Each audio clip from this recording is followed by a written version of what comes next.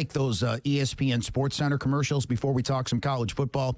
You never know who's going to be passing through. Like out of nowhere, I look on the other side of the glass and I say, is that Jonny Venters? Well, lo and behold, it is Jonny Venters. Stupid Johnny. What's up, fellas? Jonny Venters joins us in studio right now. Watch this. Here's what the hell are you doing here? You came out of nowhere. Here's my old man reference. It's like the Mike Douglas show.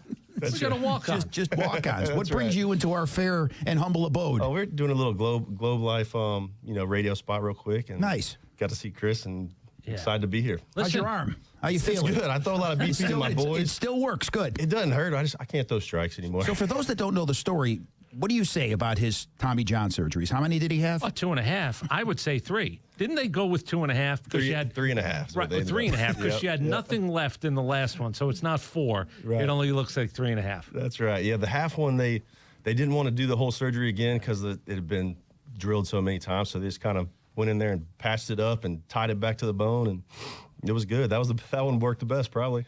Now, the story is you're actually thinking about coming back. You play catch in the backyard with your wife, right? My dad and my sons, yeah. That's how it all begins when you start thinking about coming back. Yeah, I'd go to the park and throw BP to my sons, and then I'd get a little game of catch going, and I was trying to come back, and then I ended up I broke my ankle in the yard playing with the kids. And then I got in a car accident and broke my left wrist going to an East Cobb baseball game. Listen, how many signs do you need, Johnny? It's over. I know. That was it. I got in the car wreck. I was like, maybe somebody's trying to tell me something. You are, and listen, we've talked about you a lot for a lot of reasons. You were one of my favorite guys around here because one of the things that I thought you and everybody had hoped it was going to be longer in terms of the amount of time in the bigs. But the pay it forward that you got from Billy Wagner, I know that all of you guys said that is something that you stored away, and any time a younger guy came up to you at that point to ask you, you were available to talk. Yeah, that really stuck with me, being around Billy, and he kind of helped the younger guys to, learn a routine, take care of their arms, take care of their bodies, and just do things the right way. He told me he was a big part of teaching me how to talk to the media. If you have a bad night, you stand at your locker and you answer questions and, take responsibility for what you did. So having him around was something I'll never forget. And you always try to pass that along when you see maybe a young guy that, doesn't have a routine yet or needs a little guidance with anything. So it stuck with me through my career, and I hope I was able to help. If I would have told you, let's flash back, God, it's 14, 15 years now. If I would have said, hey, Craig Kimbrell's going to be pitching for the Braves in the minor leagues in April of 2025, what would you have said? I would have laughed. It's funny. Since he signed back, I've had more people calling me like, you needed to come back and you and Craig can be together. I'm like, I don't think so. Craig's a different animal. I'm so happy for him. I hope he has a successful trip this time with Atlanta, and I love Craig. How bizarre was it for you to come back and get the Comeback Player of the Year award, your second stint with the Braves? I would imagine that's something you would have never foreseen happening. Yeah, it's one of those kind of things, a dubious honor. I got an award. Just win it once. yeah. And then everybody started talking when I was coming back again. They were like, maybe you can win it twice. I was like, that's really not something you want to win twice. But I was grateful to be here and win it and with the organization I started with. So it was an exciting time. I sat down with you, and you're not going to remember this, years ago, off mic, not here, but talking about how lonely, and by the way, look, it's a great life when it's a great life, but how lonely it is coming back. You are out of sight, out of mind. You are literally throwing with your wife, your kids, your dad. Mm-hmm. You're coming up with a way to make sure your mind, you don't go crazy in the middle of your gym routines and your throwing routines. Can you just explain to people what it's like to be away from this?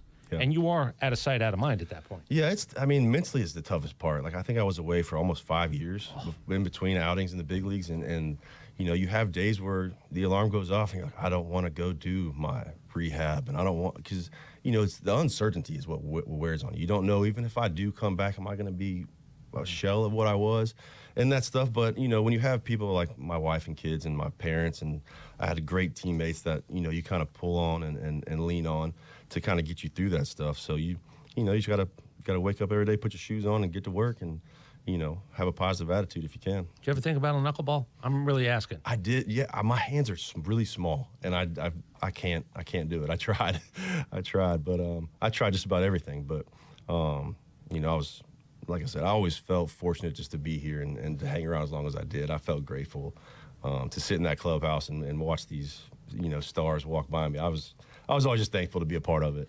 Jonny Venters is here with us. So obviously 3.5 Tommy John surgeries. Everybody is different. You look at a guy like Ian Anderson still trying to find the strike zone.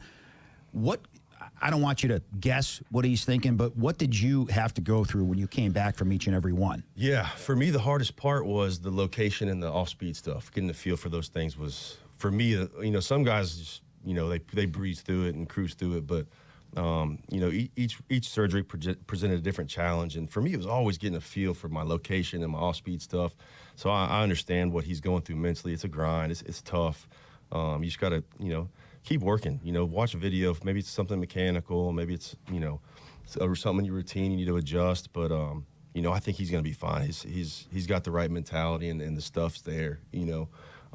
So sometimes I think my first one took me over 2 years before I really felt comfortable on the mound again. Is it sort of like a guy who has a knee? There's no brace. There's no sleeve. Guys will put a sleeve on, but you really don't have the ability to put anything on when you talk about the trust and the confidence to come back. It was. I never had a hard time like getting over the trust of my arm being okay. I just couldn't. I had a hard time with the feel. Yeah. Is there any chance nobody ever talks about it. Is there a chance nerve damage?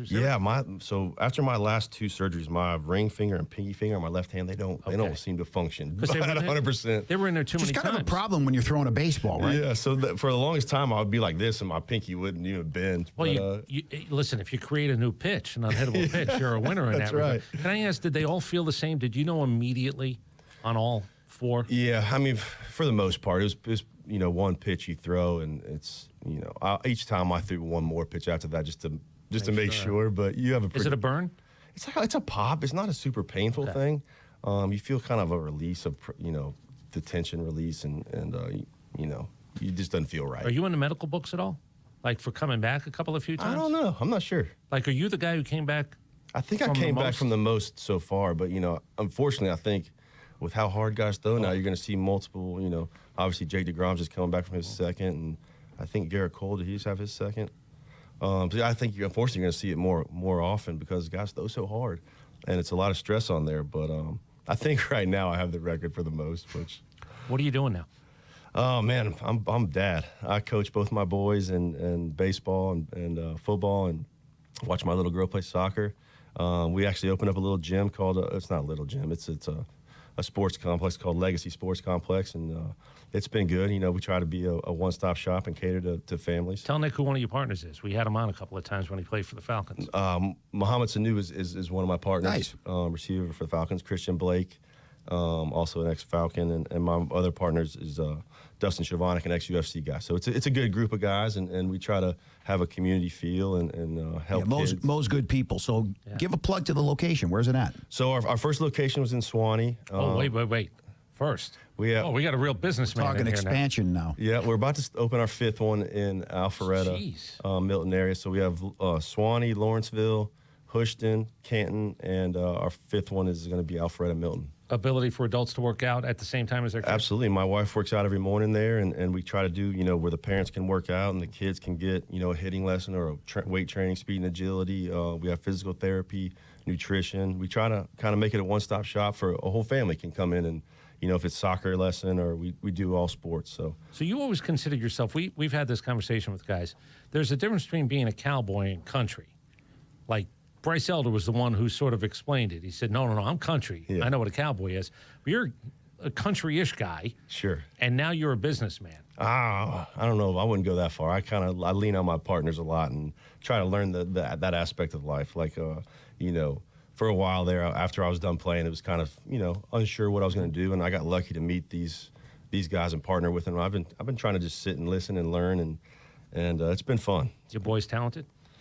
They're different. They're very different. I got one lefty he's pretty good on the mound, and I got my oldest is a righty that's his skill set. I wish I had his skill set. He gets, you know, he can get the ball in the hoop. He can spin a football. He can kind of do everything. He hasn't put, you know, the work in to be great at anything yet, but he has the talent for sure.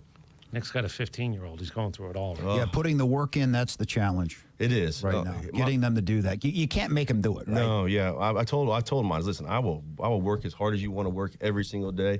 I'm not going to force you. And my oldest one is starting to click. Like, he understands, like, I need to hit every day if I want to be at the level that he wants to be at, which, you know, is half the battle, getting them to want to do it. So is your youngest a girl? Yes, sir. How baby-ish, like? She's the best athlete of the crew, man. She's a little soccer player. She runs around that field like a little stud. So she's fun to watch, and she's going to be tough with them 2 older brothers. Well, let me tell you something, Johnny. The way people are bringing people back here across the street, you never know. Jesse Chavez, Ian Anderson, Eddie Rosario. Maybe they'll put in a call. Who's to say? I would love to answer that call. I don't know if my arm could handle it, but I'm just grateful to be here, and I'm glad the boys are playing good baseball right now. They've been fun to watch lately. So I know they got that win yesterday in Colorado. Let's hopefully get another one today. Yeah, well, Jonny Venters, always great to see you. Like I said, a very pleasant surprise when I saw you on the other side of the glass. Always excited to be here. Appreciate you guys. It's good to see you. Yeah, it's really good to see you. Greatest teammate I've ever been around. There you go. There's the endorsement from Brian Snicker. Greatest teammate he's ever been around. As far as we're concerned. I love Snit. He's a special dude. Was he manager for you in the minors? Or was he up here? When I got called up, he was coach? third base coach. Yeah. Yep. And then I got full circle, and he was my manager here, which was special. And it worked out, so Yes, he's sir. still here, and he's got a title. So, Jonny Venters, best of luck with the legacy deal that you have going on. Say hello to the partners, and thanks for coming through. I'll do it. Appreciate you guys. You got it. Jonny Venters with us, like we said, just happened to be walking through. We're like Sports Center. That's what we do.